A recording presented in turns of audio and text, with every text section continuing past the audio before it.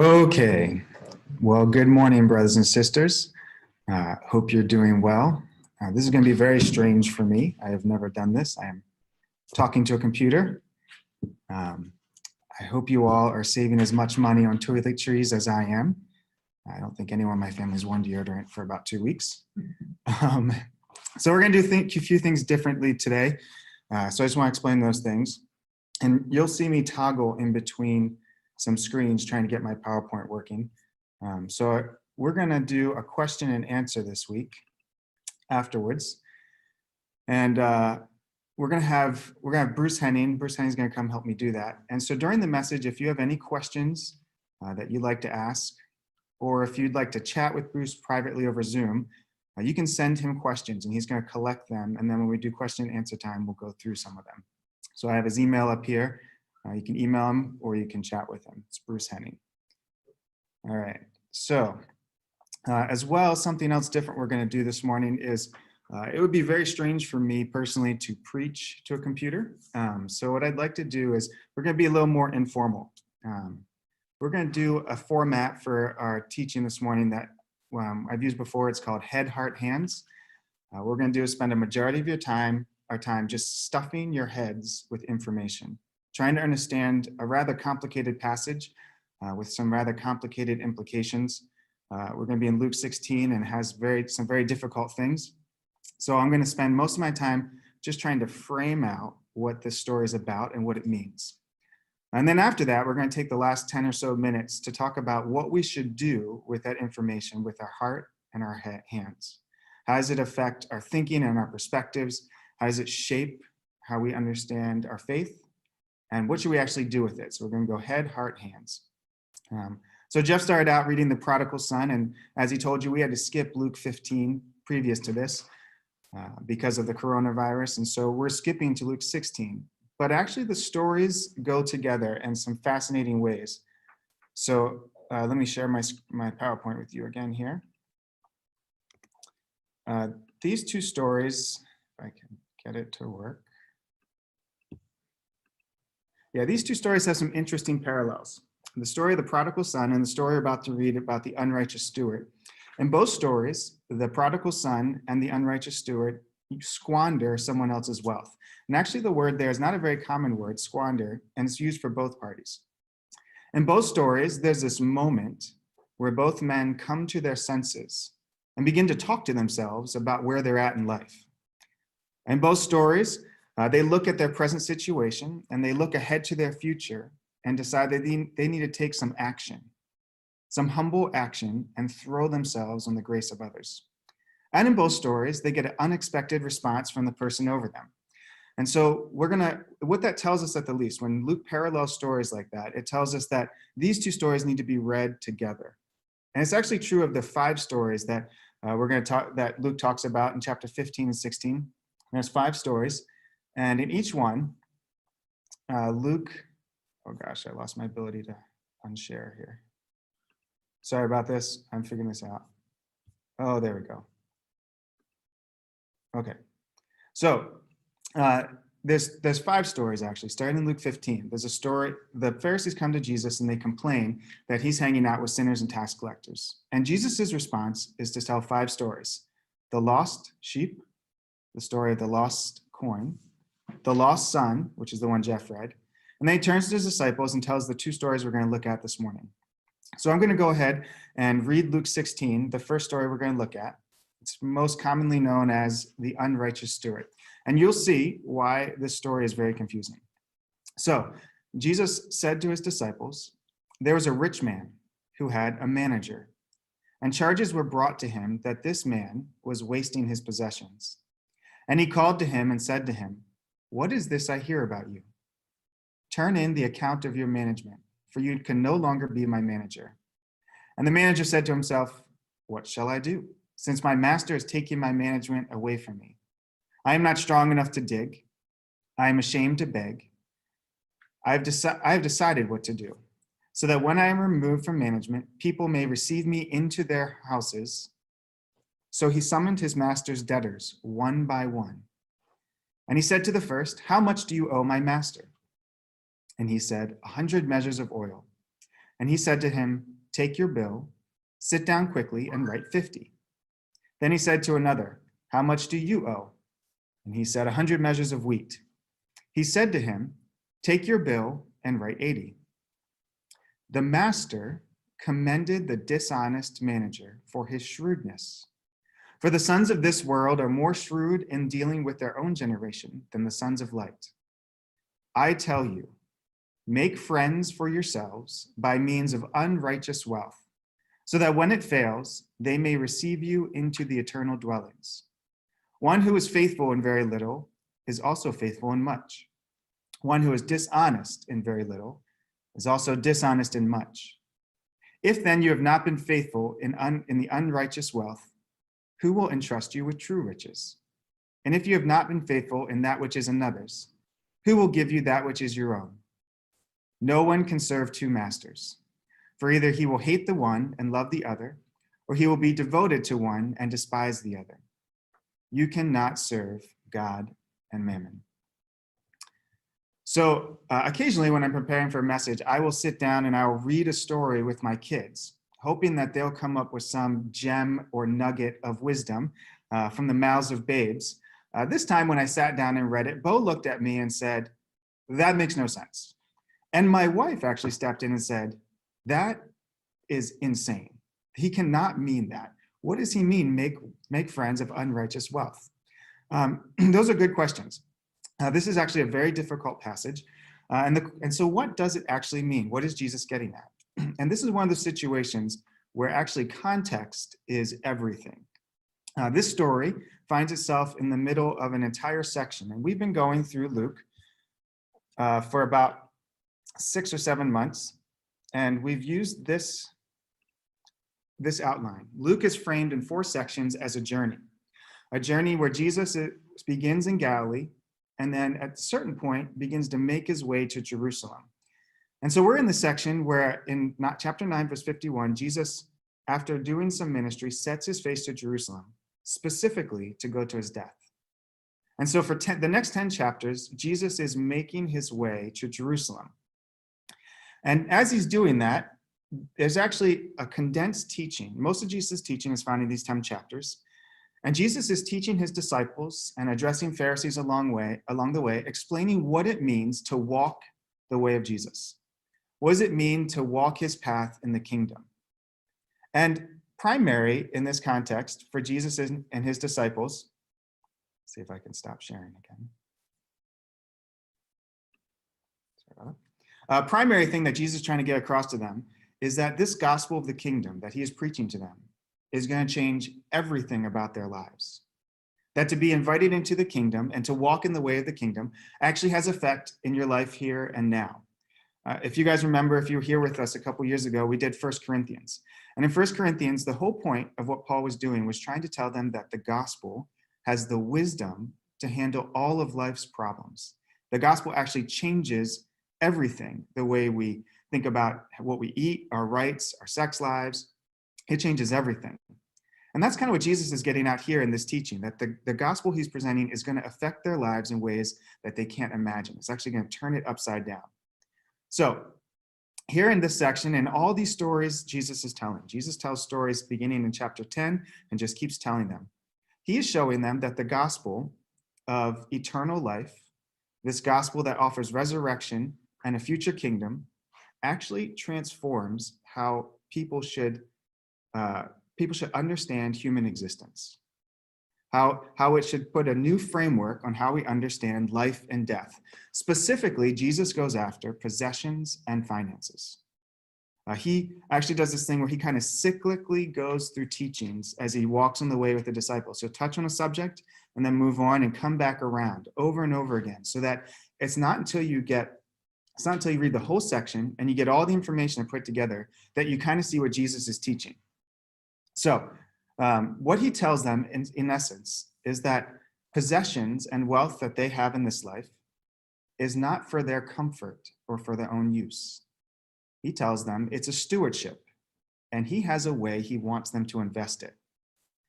So let me give you an example of what I mean.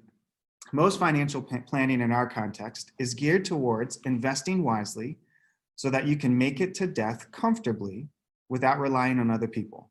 And then you move on. Joel made this handy dandy PowerPoint slide for me. Let's see if I can find it again. So if you see in this picture, the top picture has a baby. This is when you're born. And as soon as you're born, you're heading to death. And the idea is, as you live, you accrue enough wealth so that at some point you can live comfortably and live out your days until you die. But as this picture shows, you take none of that with you. Well, what Jesus is offering in the gospel of the kingdom, the idea of resurrection and life beyond the grave, is that when you start life, God assigns to you a certain amount of wealth and possessions. And your job is to invest that wealth and possessions into the kingdom. So that as you get closer and closer to death, you're giving away more and more. You're being more and more generous. And the idea is, because death is not the end in Jesus's kingdom, you're actually making an investment in something that's eternal, and you will receive riches in the kingdom. And so death in Jesus's framework and in Jesus's context is not the end game. It's just the, quote, deadline of when you can invest in the kingdom. After that, you can no longer invest. And that's what Jesus is trying to get at here with how you use your possessions. He's reframing how you understand human existence. It's not life to death anymore. Okay, so with that in mind, our passage this morning kind of brings together a lot of Jesus' teaching on finances and wealth management and possessions. He tells us that there are true riches and rewards to be gained in the kingdom beyond our death. And there is a way that you can turn money in this life into future rewards in the kingdom. And so when Jesus comes along and he says this, if you haven't noticed, he says this multiple times in this section from chapter 9 to chapter 19. He'll say things like, sell everything. And most of us read that as, if you want to follow me, be miserable, be uncomfortable, and follow me. But actually, what he's teaching is extremely practical, extremely wise, and prudent. It is a way of investing your money in a risk-free, maximum return investment. It's just in his kingdom, and it's after death. Your present money and stuff can be turned into eternal riches in the kingdom if you invest them the way Jesus says. So what I want to do right now, before we actually get into the story, is I just want to walk through the things Jesus says about money and finances in these 10 chapters, because it's only when you have an idea of what he's been saying that you can make any sense of this parable. So it's key to remember that Jesus uses several different terms to talk about the kingdom. Sometimes he'll talk about eternal life. Sometimes he'll talk about eternal dwellings. Sometimes he'll talk about the kingdom of God. In each of these contexts, he's not talking about heaven. We have to be clear about that. Jesus is not talking about heaven. He is talking about a real messianic Davidic kingdom that comes from heaven to earth. It's real, it's physical, and it's eternal. But it's a real place at a real time and will really be there physically. And apparently part of this real kingdom is real treasures that you can build up. So let's start in Luke 10. Luke 10 says, in Luke 10, Jesus begins to prepare his disciples for the kind of teaching he's going to give them on possessions and finances. He talks about living according to the kingdom. So he sends out his 70 disciples to go to the villages and to the towns and preach the gospel. And he sends them out with nothing. He says, don't bring money, don't bring extra clothes, don't bring extra food, just go out. And the question is, why is he doing that? Immediately after that, a lawyer comes up to him who tries to justify why he isn't keeping the law in regards to loving his neighbor well. And Jesus tells a story of a good Samaritan who gives and gives and gives with no expectation of payback. That's chapter 10. Then chapter 11, he attacks the Pharisees. He goes after them because using the law, they tithe mint and garden herbs. But in their tithing, they've used the law in a way that helps them disregard the justice of God. They're using the law to ignore caring for the poor. And you have to understand, when Jesus says the term justice of God, if you go through the prophets in the Old Testament, when the prophets talked about the coming kingdom, and the coming righteousness and justice of God, it was always in reference to uplifting the oppressed and the poor, to helping the helpless who were being pressed down. And so the Pharisees were using the law to ignore the law. Then in Luke 12, it really gets down to it. Jesus flat out says, beware of greed. He says, a man's life does not consist in the abundance of his possessions. Well, what does it consist in then? Well, Jesus immediately tells a story about a rich man who stores up riches and then dies, and God calls him a fool. He says, you're a fool because you laid up treasure for yourself and you're not rich towards God. And at this point, you're starting to think, well, what does Jesus mean, rich towards God? What does that actually mean? Does that mean you have a lot of faith? What's going on? Well, Jesus is going to actually lay it out. Right after that, he says, don't worry about food. Don't worry about clothing. Don't worry about your physical body. God knows that you need all these things. Seek his kingdom first. God is freely giving you his kingdom.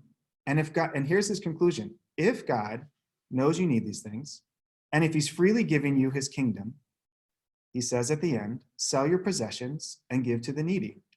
Provide for yourselves money bags that don't grow old, with a treasure in heaven that does not fail, where no thief approaches and no moth destroys. For where your treasure is, there your heart will be also. And Jesus just states this idea of selling your possessions as if it's a logical, practical response to the kingdom that he's offering. And so again, the question is, why?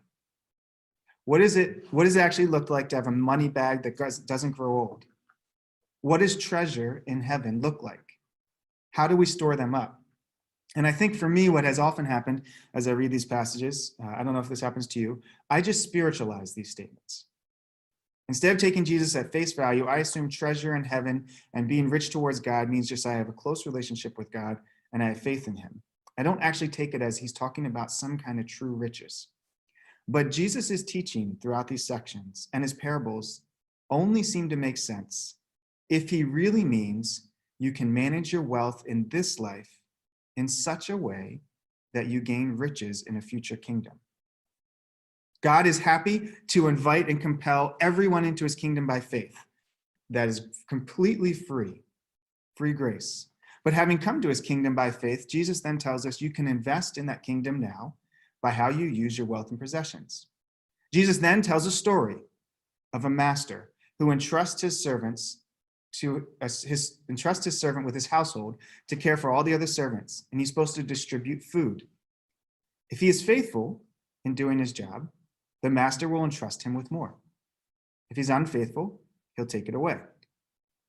And then Luke 14, Jesus begins to describe how you use your wealth to reach out and make friends of certain people.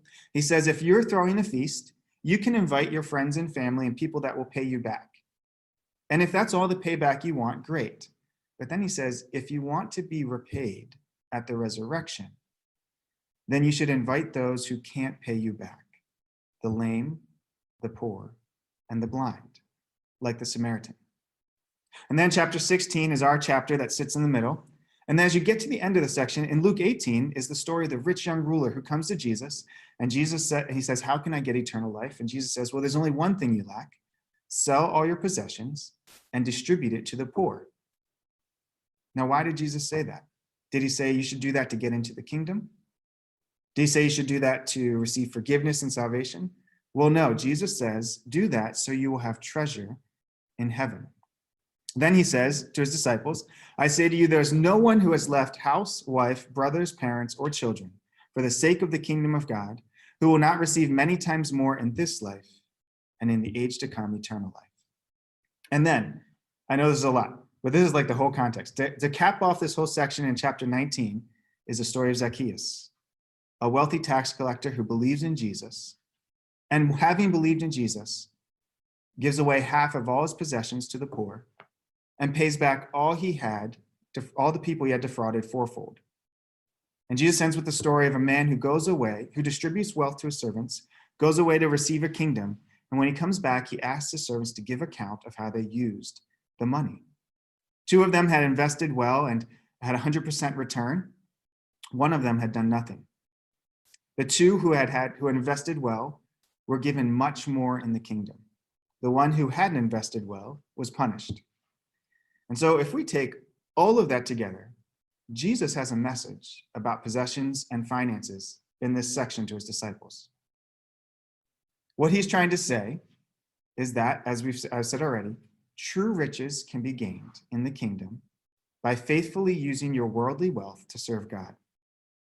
Jesus is freely and openly proclaiming the gospel to the kingdom. He's actually urging people to come in and enter the kingdom. But the kingdom is not just some future reality that only matters after you die. What Jesus is saying is that this gospel changes how you live right now, especially how we view our stuff and our money. And so right at the center of all that is our story about this unrighteous steward. So let's just get into that. So this story is told with a bunch of other stories in response to the Pharisees saying complaining to Jesus that he's making friends of tax collectors and sinners. Jesus then tells the three stories of Luke 15, and Jeff read the climax of those stories, the prodigal son. And what Jesus is saying in these stories, what I'm doing is reflecting the heart of God and the joy of heaven over a sinner. I make friends of these people because God is the type of person who will leave the 99 to find the one and then throw a party. God is the kind of person who puts the 10 coins aside to look for the one, and when he finds it, he rejoices. God is the type who receives back a lost son without mention of the squandered wealth, without mention of repayment, and without sparing any expense and celebration. And then he turns to his disciples and he tells them this story about this steward, this house manager is probably a better word for us, who gets caught squandering his master's wealth. And the word here for stewardship or house manager is used about 6 or 7 times over and over again in the story. And we're supposed to get the point that it's very important we understand this is someone managing someone else's stuff. And we're not exactly sure how he squandered it. We're not sure how he misused it, but he lost his job. And in this case, it would have included room and board. So this guy is about to lose not only his job, but he's about to be homeless. And he has to do 2 things. He has to give an account to his master for what he did, and he has to plan for his future. So he devises this plan, and it's actually a very clever plan. He calls in the debtors one by one and reduces their debts. And these debts that we're told about, the first 2, are extremely substantial. The first one is 100 measures of oil. Now, none of us know how much that is, but the scholars do. And that is about 3 years' salary. So that's this guy taking 3 years' salary and cutting it in half. The second one is 100 measures of wheat. Again, no idea what that means, but the scholars say that's about 9 years' salary. So this guy is calling in and forgiving huge and vast sums of money. So what is the explanation? And here's where there's a lot of debate on what's exactly going on here. And it's not actually a huge deal how you interpret this part, because Jesus tells us exactly what he wants us to get out of the parable. But I'll give you my understanding. The dishonesty that this steward had done, that he's fired for, is that he was charging some kind of interest or overhead in his master's name and keeping it for himself. And his master didn't know about it. And so his master finds out about it and asks him to give an account. And so what this steward does is extremely, extremely clever and wise and shrewd. What he does is he calls in the debtors and he forgives the part that he had falsely increased of the debt. He forgives the interest and the overhead that he was keeping for himself. And by doing that, 2 things happen. First, when he has to turn around and give an account to his master doesn't see that he's done anything wrong, because the debts are exactly the way they should be. The second thing it does, and this is the more important part, to the debtors, this guy is a hero. He's their best friend. And the crazy part about this story that really messes most people up, and myself included, is that his master praises him for his shrewdness.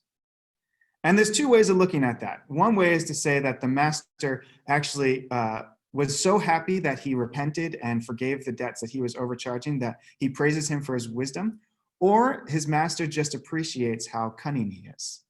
It's like if you went to work and you got fired, but on your way out, you did something really, really clever, shrewd to get everyone on your side, and your boss is like, you got that one passed on me. That's kind of the other option. Those are the 2 options we're looking at. Not that you should ever do that. Not the point of the story.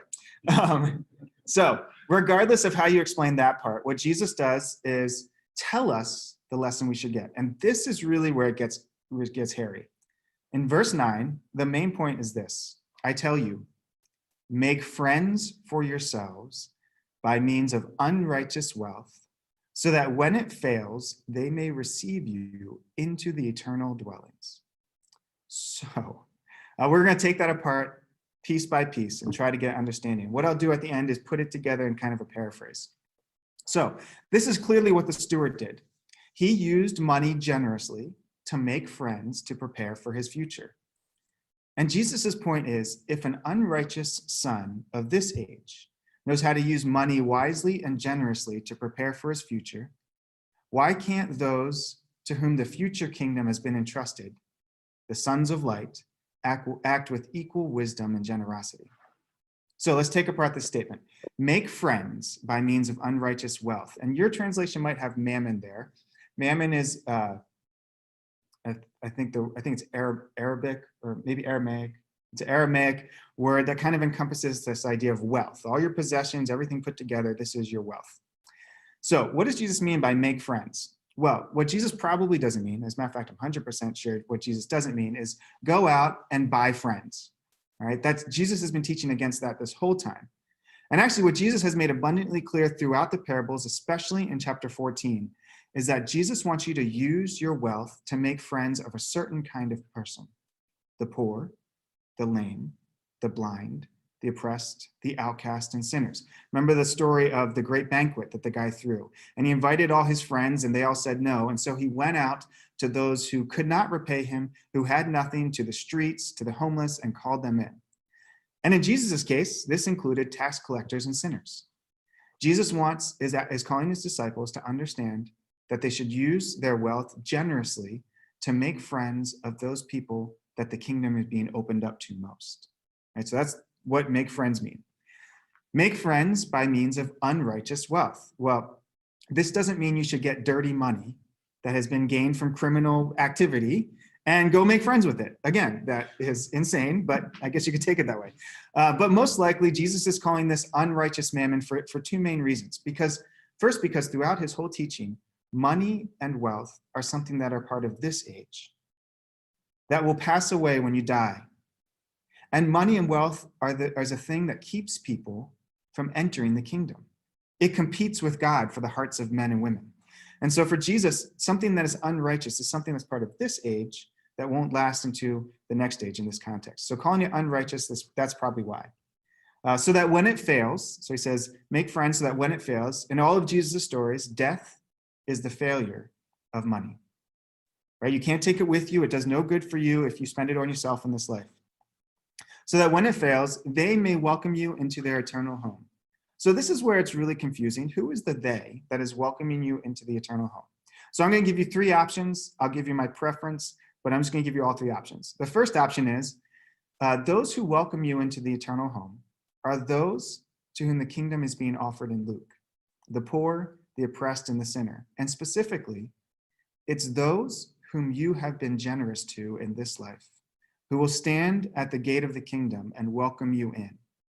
Right? The people that you've been generous to, who you have spent your wealth in making friends of the kingdom, these are the ones who will welcome you into the eternal home. So that's option number one. I like that one a lot. That's my preference. Option number two is that's talking about angels who bring you into the kingdom. This is kind of part of Jewish folklore, and it actually shows up in the following story of Lazarus and the rich man, where Lazarus dies and the angels come and collect him and bring him up to Abraham. So it's possible that the they refers to angels who cart people off to the kingdom. The last one, number three, is that it's a way of talking about God. It's what we call a circumlocution. It's a way of talking about God without actually talking about God, that God will receive you if you do this. That last one's a little sketchy for me, but the first one is actually pretty good, because the whole point is you're using your wealth to get people into the kingdom, and those will be the ones who welcome you. So if I was to paraphrase this, and let me just share my screen with you real quick. If I was to paraphrase this, it would look something like this. Because you know that wealth will fail you in the end, and that God has entrusted you to manage it, and that it can be used in a way that will reap great reward in Jesus' kingdom, use the wealth you have in this life to be generous to those who cannot pay you back, to the helpless, the poor, the outcast, the oppressed, and the sinner, so that you will be welcomed greatly into the eternal home. That's my paraphrase of what Jesus is trying to say in verse 9. So then he continues on, and we'll kind of wrap up with this next part. We won't be able to get into the rich man Lazarus very much merely because of time, but he continues then by describing this life as an opportunity to be faithful in managing and investing what God has given you. In the next few verses, there's a comparison. There's a constant comparison with how you manage stuff now with the future kingdom. And again, I shouldn't have stopped sharing my screen because here we go. And here's what the comparison looks like. He'll talk about having faithfulness in a little means faithfulness in much. If you're unfaithful in unrighteous wealth now, there will be no true riches. If you're unfaithful in another's possession, with another's possession, you won't get your own. You can serve God or you can serve mammon. And the first comparison was in verse 9. You can make friends faithfully of unrighteous wealth so that you get into the eternal dwelling. And what kind of holds all these statements together is that there is a direct connection between the way in which we use what God has given us, what God has entrusted to us in this life, and what he will entrust to us in the kingdom. The steward in the story knew he had misused what God had entrusted to him, and he saw the future in store for himself, and he made the necessary changes in how he handled wealth to secure his future. And the question is, will we do the same? In verse 14, we get the kind of blow. The Pharisees, it says the Pharisees, who were lovers of money, heard all these things and ridiculed Jesus. And there's a wordplay here with the term lovers of money. A better translation would be they were friends of money. Jesus has just called his disciples to make friends by means of money, but the Pharisees merely befriended money. They chose in their hearts who they served. They come after Jesus for associating with tax collectors and sinners. He comes after them for associating with money. And in essence, Jesus and Luke are accusing the Pharisees of idolatry. They serve mammon. Now, what's interesting, in all the historical contexts that you read about, the Pharisees were not known for being extremely rich or wealthy people. They weren't the highest level of social elite in that context.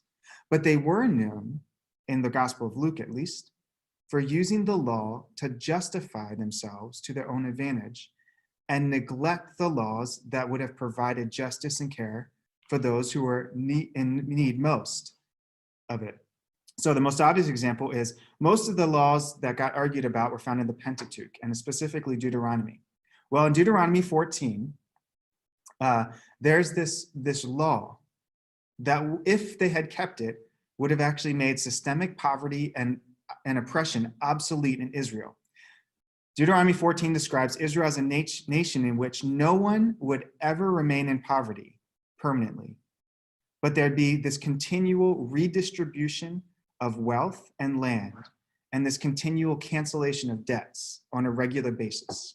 That's what the law says in handling poverty and oppression. But as far as we know, in the entire history of Israel, they almost never did this. Their leaders stuck hard to trying to keep the law at times, but always managed to ignore Deuteronomy 14. They used God's law to justify their greed and selfishness before men, but what Jesus says here is God sees through it, and he considers it an abomination. Now, this word abomination is a really good word. Most of us know it from the book of Daniel. Most often the word abomination is used in the Old Testament for idolatry, which is what Jesus is accusing the Pharisees of here, this idolatry of money.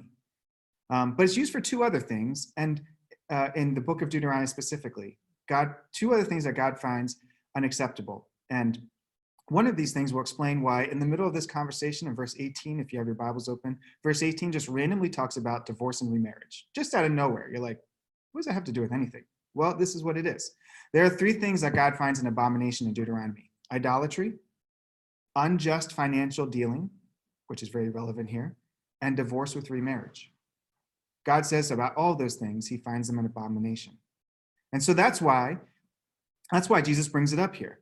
His point is that the Pharisees had managed to support things that were an abomination to God based on their legalistic, exacting interpretation of the Bible. And it was all based on their love of money. And so the second story, which we really can't cover in detail, is a warning story. And it's very obvious about a rich man who doesn't do what Jesus says and is not welcomed into the eternal home. He doesn't make friends with his wealth of the poor and the oppressed. Instead, he ignores them, uses the money for himself, and is not welcomed into the eternal home. This is not a story, the rich man Lazarus is not a story that's supposed to teach us about heaven and hell directly.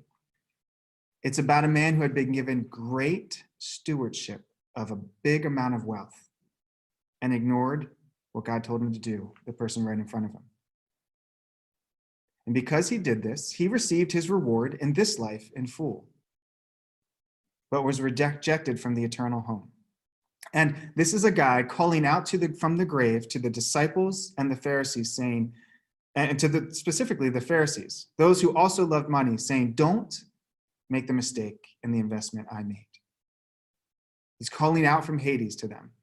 So we're going to read this story, and we're going to kind of end our head section here, and then we'll quickly do heart, because I know we're out of time, if that's okay. Should we cut it? Maybe we'll skip that story. I'll leave it for you to read. So we'll skip reading the story. I'll have you read it, but I want you to note a few things when you read it at home, because we're running out of time. First thing is Lazarus, the poor man, is named in this story, while the rich man remains this kind of generic bad guy. Lazarus is acknowledged and named, which is a big deal in this context. He's recognized. The second thing I want you to note is that even in the torment of Hades, the rich guy still completely ignores Lazarus. He never talks to him. He never addresses him. And he actually thinks Lazarus is just there to run more errands for him. The rich man still hasn't learned what it means to pay attention to the poor among him. He just wants Lazarus to go do his thing.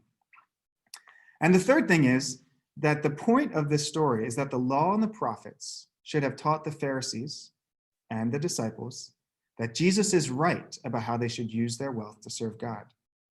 But they wouldn't even see it, even when Jesus is vindicated and raised from the dead.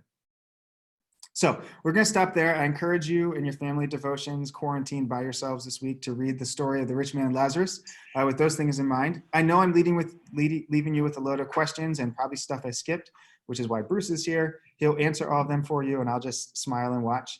But let's just jump into the heart real quick. What are we supposed to do with this? Right? This is a really strong teaching that addresses us directly. Jesus tells us over and over again that we're supposed to use our possessions to gain true riches in the kingdom. And as far as I can tell, to be quite honest, myself included, most American Christians, we flat out just ignore Jesus on this one. And the question is, why? We make attempts as much as we can, but really we haven't grasped it, I think, in the way we should. At least I haven't. I don't look at my possessions and constantly think, how can I sell this and sell this and sell this? And I think there's two reasons for that. And these are the two reasons I want to kind of close with. First reason is we think it's unwise and impractical. We don't want other people to care for us. We don't want to be dependent on anyone else. Everything in our culture, and especially in our Christian financial advice culture, says the opposite of what Jesus is saying here. Typically, the book of Proverbs is referenced. As a matter of fact, we become dangerously close to doing what the Pharisees did, using the scriptures to ignore the scriptures, right? We use the Proverbs to ignore Jesus' saying. And I will admit, at face value, that's true. I'm kind of forced to decide between Solomon and the Proverbs and Jesus. Who am I going to go with? Well, Solomon is much more practical, so I'll go with Solomon. But here's what I think is happening. Jesus is bringing to the table something that Solomon did not understand, that the Old Testament wisdom literature did not foresee. He's bringing a new framework of human life, where death is not the end, into the picture. In the Proverbs and in the other Old Testament literature, in many senses, they viewed death as final. They did have some view of afterlife, but it wasn't a kingdom where the money you use today impacted then. It was just beyond death. But what Jesus brings to the table is that death is not the end, and there's a life and riches beyond. And if we take the wisdom of the principal wisdoms of Proverbs and apply them into the context of an eternal, death-defeating kingdom where eternal, unimaginable riches could be secured by spending your temporary possessions in generosity to those in deepest need today, do you know what Solomon would say to that? Solomon would say, sell all your possessions, distribute it to the poor, and get that treasure in the kingdom because it's eternal, it's secure, and it's risk-free. It's a practical, wise investment. Jesus' call here throughout this section in reference to our wealth and possessions isn't difficult. It's not unwise. It's not impractical. It makes complete sense if you really believe in the resurrection. If you really believe in a glorious kingdom that is beyond death, it will change how we apply all conventional wisdom of investment and finances and wealth. There is still a place for accruing riches. You still should plan for your future. But if you believe in the gospel, then it is only wise and practical and prudent and careful to manage your stuff the way Jesus tells you to for that kingdom and that future. So that's the first thing. And I want to note that Jesus actually lays the example for this kind of use of his time and wealth. In this story, this whole story starts because he's accused or he gets complained about associating with tax collectors and sinners. And if you step back, you realize here we have the King of Glory who has taken all he has and all he is, and he's given it up to come to earth. And he's focusing his time, his energy, his ministry on making friends of the lowest, the most outcast, the sinner, and the poor. And actually, specifically interwoven through this section of teaching where Jesus is talking about finances, is Jesus explaining to everyone how he's walking to his death, how he's given up all his riches and he's going to give up his life so he could make those who are poor rich. And Jesus, in this way, invested in the kingdom, and as we know, he went the lowest and he's the most highly exalted. All right, so that's the first one. The second reason, and I've heard this a few times, I usually wouldn't address this, but I've heard it enough now that I'm kind of like, okay, we're going to talk about this. The second reason people tend to ignore Jesus' teaching is because we think Jesus isn't talking to us. We'll say things like, well, that's before the cross. He's not talking to the church, he's talking to Israel. It's not for us, that's for them.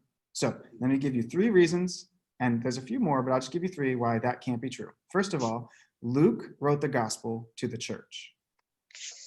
This isn't just a random historic collection of stories.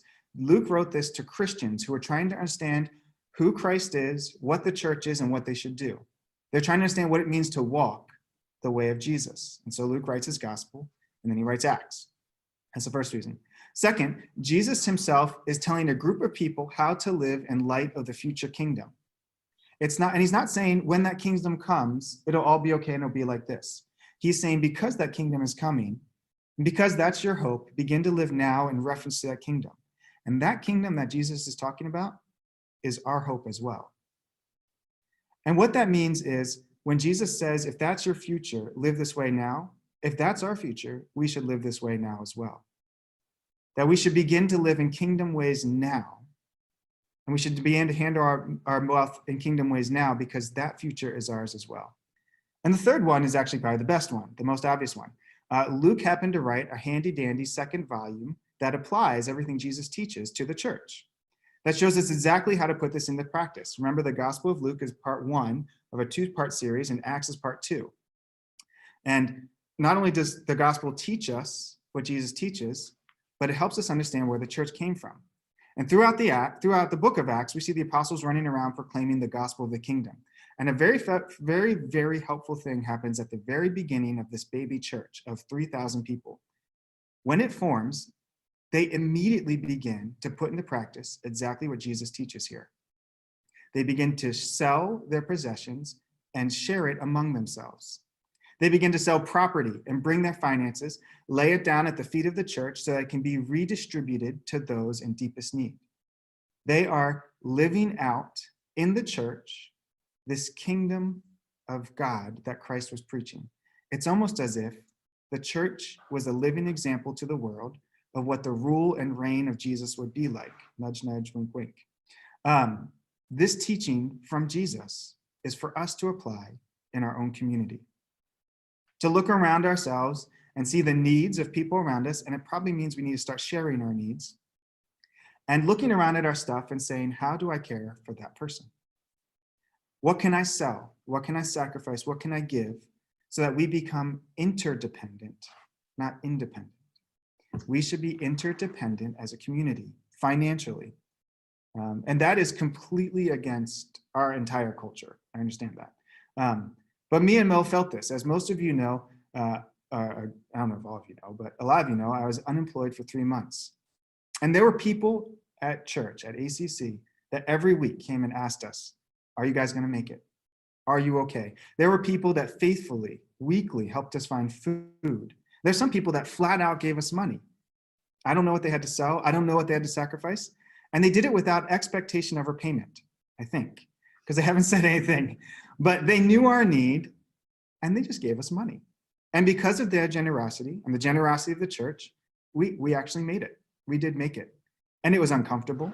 It was pride crushing. It was humbling. But it was the way the church is supposed to function. And the first place we can apply this, and there's plenty of other ways, but the first place we can apply this is in our church and how we handle each other and understand each other's needs. I'm going to go ahead and stop there. I think I went pretty much well over.